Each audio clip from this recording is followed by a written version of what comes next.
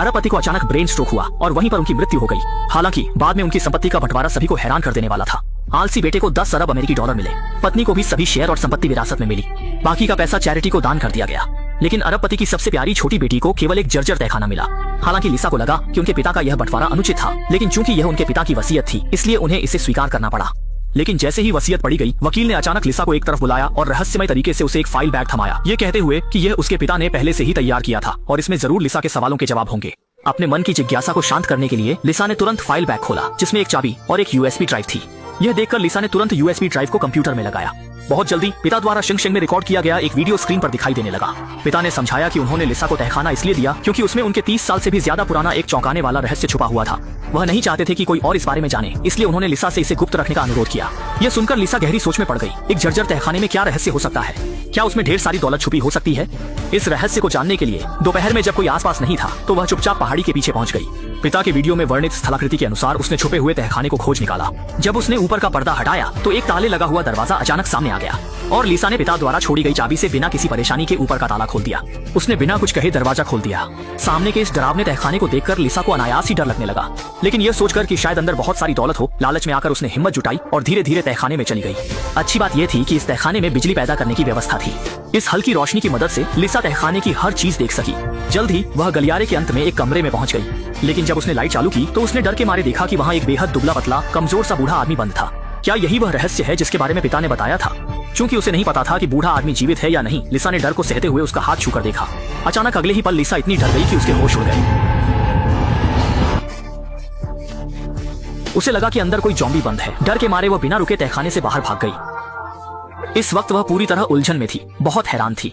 पिता ने तहखाने में एक ज़ॉम्बी जैसे बूढ़े आदमी को क्यों रखा था? पहले तो उसने पुलिस को फोन करने का सोचा, लेकिन जब उसे पिता की गुप्त रखने की बात याद आई तो उसने फोन काट दिया। इस बीच उसके भाई ने लिसा के असामान्य व्यवहार को नोटिस किया। उसने सोचा कि शायद लिसा संपत्ति के बंटवारे से खुश नहीं है, इसलिए उसने उदारता से कहा कि वह अपनी आधी संपत्ति उसे दे सकता है। लेकिन लिसा ने तुरंत मना कर दिया। उसका मानना था कि पिता ने संपत्ति का ऐसा बंटवारा जरूर किसी वजह से किया होगा। और उस बूढ़े आदमी की पहचान जानने के लिए लिसा ने बिना कुछ कहे पिता की पिस्तौल ली और फिर से तहखाने में चली गई। इस समय बूढ़ा आदमी कुर्सी से बिस्तर पर चला गया था। जब वह सो रहा था, लिसा ने उसका हाथ उठाया और कागज पर उसकी उंगलियों के निशान लिए। उंगलियों के निशान की मदद से लिसा पुलिस में अपने दोस्त से बूढ़े आदमी की जानकारी प्राप्त कर सकती थी। इसके बाद अपनी पहचान छुपाने के लिए उसने खास तौर पर मास्क पहनकर तहखाने में प्रवेश किया, लेकिन यह बेकार था क्योंकि बूढ़ा आदमी उसे अच्छी तरह जानता था। यहाँ तक कि उसके परिवार की स्थिति भी उसे पता थी और यहाँ तक कि लिसा की पीठ पर का जन्म चिन्ह भी वह सही बता सकता था और उसे यह भी पता था कि उसके पिता की मृत्यु हो चुकी है। यह सुनकर लिसा बहुत हैरान हुई। उसने बूढ़े आदमी से पूछा कि वह आखिर कौन है और क्यों यहाँ कैद किए गए हैं। लेकिन बूढ़ा आदमी सवालों का जवाब देने के मूड में नहीं था। उसने कहा कि अगर लिसा सच में जवाब जानना चाहती है तो बाहर जाकर उसके लिए अच्छा खाना और शराब ले आए, क्योंकि वह इतनी भूखी है कि उसके पेट और पीठ आपस में चिपक गए हैं और उसे तुरंत एक भरपूर दावत चाहिए। इस पीछे की पूरी सच्चाई जानने के लिए लिसा को भी मजबूरी में उसकी बात माननी पड़ी। वह तुरंत रेस्तरां गई और खाना खरीदा। फिर वह मांस और मछली के साथ वापस तहखाने में आई और बूढ़े के सामने खाना रख दिया। बूढ़ा भी वादा निभाने वाला था। जब वह पेट भर खा पी चुका तो उसने धीरे धीरे 30 साल पुराना राज खोलना शुरू किया। असल में बूढ़े का नाम मॉर्गन था और 30 साल पहले वह उसके अमीर पिता का सबसे अच्छा दोस्त था। दोनों जवानी में अक्सर साथ घुमा करते थे, लेकिन एक अचानक आई दुर्घटना ने उनकी दोस्ती को पूरी तरह से चकनाचूर कर दिया। उस रात वे बार से शराब पीकर घर लौट रहे थे जब अमीर आदमी ने गलती से एक राहगीर को टक्कर मार दी। उस समय मॉर्गन पुलिस को बुलाने ही वाला था, लेकिन उसके अमीर दोस्त के पिता ने उसे रोक लिया क्योंकि अमीर व्यक्ति नशे में गाड़ी चला रहा था। अगर पुलिस को पता चलता तो अमीर आदमी का पूरा परिवार शर्मिंदा होता। आखिरकार थोड़ी बातचीत के बाद दोनों ने सहमति से लाश को चुपचाप दफनाने का फैसला किया। फिर उन्होंने रात के सन्नाटे में लाश को एक घने पहाड़ी जंगल में ले जाकर एक बड़ा गड्ढा खोदा और उसमें लाश को दफना दिया। उन्हें लगा कि मामला यहीं खत्म हो गया। ये सोचा भी नहीं था कि अमीर आदमी ने इस राज को बाहर न जाने देने के लिए उस पर पीछे से हमला किया, उसे बेहोश कर दिया और फिर उसे इस अंधेरी बिना रोशनी वाली तहखाने में कैद कर दिया। जब भी अमीर आदमी नाराज होता वह उसे पीटता और 30 साल से ज्यादा समय तक लगातार उसे तड़पाता रहा। लेकिन लिसा को यह सब सुनकर बिल्कुल भी विश्वास नहीं हुआ, क्योंकि उसकी यादों में उसका अमीर पिता हमेशा दयालु और सज्जन था, बिल्कुल भी वैसा इंसान नहीं था जैसा मॉर्गन बता रहा था। और उसके अमीर पिता अब इस दुनिया में नहीं है, चाहे मॉर्गन कितना भी बदनामी करे। अब तो सबूत भी नहीं बचा है। लेकिन मॉर्गन की अगली बात सुनकर लिसा जैसे आसमान में पहुंच गई। मॉर्गन ने कहा लिसा को अपने पिता की संपत्ति से एक पैसा भी नहीं मिला, क्योंकि उसके अमीर पिता अपनी जवानी में हमेशा रंगरेलियां मनाते रहे। यहाँ तक कि बाहर एक प्रेमिका भी रखी थी और लिसा की हिस्से की सारी विरासत उसी प्रेमिका को दे दी गई।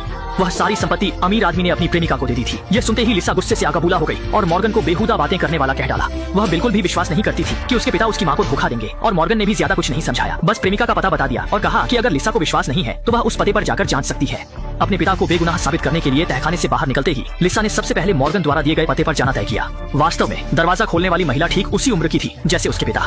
ये उम्मीद नहीं थी कि जब उस महिला ने लिसा के पिता का नाम सुना तो उसने शुरुआत में अनजान बनने की कोशिश की, लेकिन लिसा ने जैसे ही सिर घुमाया उसकी नजर टेबल पर रखी एक बच्चे की तस्वीर पर पड़ी जो उसके पिता से हैरान करने वाली हद तक मिलता जुलता था। इस समय तक उस अमीर महिला ने भी अब सच्चाई छुपाना बंद कर दिया और कहा कि यह लिसा का सौतेला भाई है। उसने यह भी स्वीकार किया कि अमीर आदमी ने उसे 100 करोड़ की संपत्ति दी थी। यह सुनकर लिसा पर जैसे बिजली गिर पड़ी। वह इतनी आहत थी कि सांस भी नहीं ले पा रही थी। उसने कभी सोचा भी नहीं था कि उसका आदर्श पिता असल में एक बेवफा इंसान निकलेगा। ये समझकर कि मॉर्गन ने झूठ नहीं बोला, लिसा फिर से तहखाने में लौट आई। इस बार उसने सचमुच मॉर्गन की बेड़ियां खोलने का फैसला किया। असल में वह चाहती थी कि मॉर्गन उसे उस जगह ले जाए जहां उन्होंने सालों पहले लाश दफनाई थी, ताकि वह पूरी तरह से जांच सके कि मॉर्गन ने जो कहा है वह सच है या नहीं। अगर वहां कोई कंकाल नहीं मिला तो मॉर्गन की बातें झूठी साबित होंगी।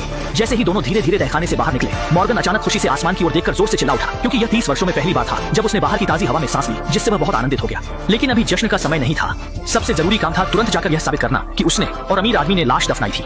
मॉर्गन की यादों के सहारे दोनों जल्दी ही उस जगह पहुंच गए जहां लाश दफनाई गई थी। मॉर्गन ने जब लगभग सही जगह की पुष्टि कर दी तो उसने लिसा को खुदाई शुरू करने का इशारा किया। हालांकि 1 घंटे से अधिक खुदाई करने के बाद भी कुछ नहीं मिला। जब लिसा को लगा कि मॉर्गन उसके साथ मजाक कर रहा है, तभी अगले ही पल फावड़ा किसी चीज से टकराया। यह देख लिसा जल्दी से झुक गई और पास जाकर देखा तो पाया कि वहां सच में एक कंकाल दफन था। इस तरह उसके अमीर पिता सच में एक हत्यारे और लाश छुपाने वाले अपराधी थे। डर के मारे उसने जल्दी से मिट्टी को वापस ढक दिया और फिर तेजी से मॉर्गन को तहखाने में ले गई। लेकिन इसी समय मॉर्गन ने लिसा से बाहर जाने की विनती की, पर लिसा ने उसे ऐसा सोचने से भी मना कर दिया, ये कहते हुए कि वह अब एकमात्र जानकार है। अगर वह बाहर जाकर राज खोल देता है तो उसका परिवार भी बर्बाद हो जाएगा। इसीलिए लिसा इस स्थिति को बर्दाश्त नहीं कर सकती थी। यह सुनकर मॉर्गन अचानक घुटनों के बल गिर पड़ा और रोते हुए लिसा से उसे छोड़ने की विनती करने लगा और कसम खाई कि वह राज नहीं खोलेगा। ये दृश्य देखकर लिसा का दिल पसीज गया, लेकिन परिवार की खातिर उसने गुप्त कमरे का दरवाजा बंद कर दिया। घर लौटने के बाद लिसा ने कुछ दर्दनाक संघर्ष के बाद अपने भाई से 3 मिलियन अमेरिकी डॉलर उधार ली। फिर वह दोबारा तहखाने की ओर लौट गई। असल में लिसा ने मॉर्गन के लिए विदेश जाने के लिए एक निजी विमान तैयार किया था। उम्मीद थी कि मॉर्गन 3 लाख डॉलर लेकर दूर चला जाएगा और कभी वापस नहीं आएगा, और मॉर्गन ने भी तुरंत सहमति दे दी। लेकिन विमान में चढ़ने से ठीक पहले उसने लिसा की तरफ एक रहस्यमय मुस्कान फेंकी, मानो यह मामला अभी बिल्कुल खत्म नहीं हुआ हो। और लिसा ने भी ज्यादा नहीं सोचा, मासूमियत से मान लिया कि उसने एक बड़ी समस्या को दूर कर दिया है। जब लिसा खुशी खुशी तहखाने को साफ कर रही थी, दूसरी ओर पुलिस स्टेशन के दोस्त ने आखिरकार फिंगरप्रिंट के जरिए बूढ़े आदमी की फाइल ढूंढ ली। फिर उसने SMS के जरिए लिसा को सूचित किया कि फाइल उसके घर के दरवाजे पर भेज दी गई है। लेकिन यह सोच भी नहीं सकती थी कि उसकी माँ पहले ही घर लौट आई और फाइल को खोज लिया। जब माँ ने फाइल खोली तो उसे एहसास हुआ कि उसकी बेटी ने एक राक्षस को छोड़ दिया है।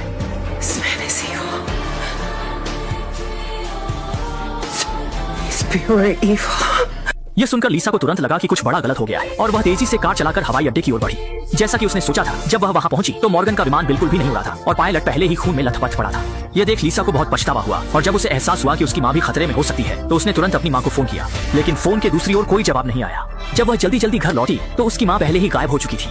जब वह चिंतित होकर इधर उधर खोज रही थी, तभी उसने अचानक देखा कि पीछे के पहाड़ के तहखाने में रोशनी जल रही थी। इस क्षण ने लिसा को एक बुरा एहसास दिया, इसलिए वह पिस्तौल लेकर तहखाने की ओर बढ़ी। जैसा कि उसने सोचा था, इस समय उसकी माँ पहले ही बेहोश होकर जमीन पर पड़ी थी। जब उसने बेहोश माँ को पुकारा तो मॉर्गन अचानक पीछे से प्रकट हुआ और बिना कुछ कहे बिजली का स्विच खींच लिया। अगले ही पल पूरा तहखाना अंधेरे में डूब गया। ये देख लिसा ने जल्दी से टॉर्च जलाई, मॉर्गन को पकड़ने की कोशिश की। हालांकि मॉर्गन इस अंधेरे तहखाने में पूरे 30 साल से रह रहा था। अंधेरे के प्रति उसकी संवेदनशीलता बेहद तेज हो गई थी। अगले ही पल मॉर्गन ने अचानक हमला कर उसे बेहोश कर दिया। जब लिसा बेहोशी से जागी तब तक वह पहले ही मॉर्गन द्वारा लोहे की जंजीरों से कैद की जा चुकी थी और अब तक मॉर्गन ने भी इस पूरे मामले का सच बता दिया। असल में जब वह जवान था तो वह लिसा की माँ से गुप्त रूप से प्रेम करता था। लिसा की माँ के शरीर पर कब्जा करने के लिए उसने चुपके से पानी में दवा मिला दी। अंततः वह अपने इरादे में सफल हो गया, लेकिन आखिरकार उसके अमीर पिता ने उसे पकड़ लिया। तुरंत ही उसे पुलिस स्टेशन ले जाने लगे। हालांकि रास्ते में उन्होंने गलती से एक राहगीर को टक्कर मार दी। शुरू में राहगीर के पास बचने की थोड़ी उम्मीद थी। असल में मॉर्गन ने गाड़ी से उतरकर उसका गला मरोड़ दिया और पैर से कुचलकर मार डाला।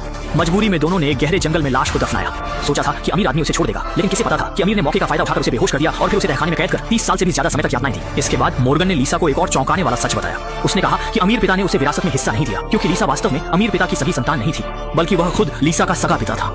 असल में ठीक 30 साल पहले वाली उसी रात लिसा की माँ गलती से उसके गर्भ से लिसा को गर्भवती हो गई थी। यह सुनकर लिसा पूरी तरह से टूट गई। उसने तुरंत इस दरिंदे पिता से लड़ने की ठान ली, लेकिन वह एक बड़े आदमी का मुकाबला कैसे कर सकती थी। जब मॉर्गन उसे मारने की तैयारी कर रहा था, तभी पीछे से उसकी माँ समय पर जाग गई। उसने कुछ गोलियां चलाकर इस कमीने को खत्म कर दिया। माँ बेटी ने थोड़ी देर आराम किया और फिर पूरे तहखाने में पेट्रोल छिड़क दिया। एक बड़ी आग ने अंदर के सभी गुनाहों के राज को पूरी तरह से जला दिया और इसी के साथ फिल्म का अंत हो गया।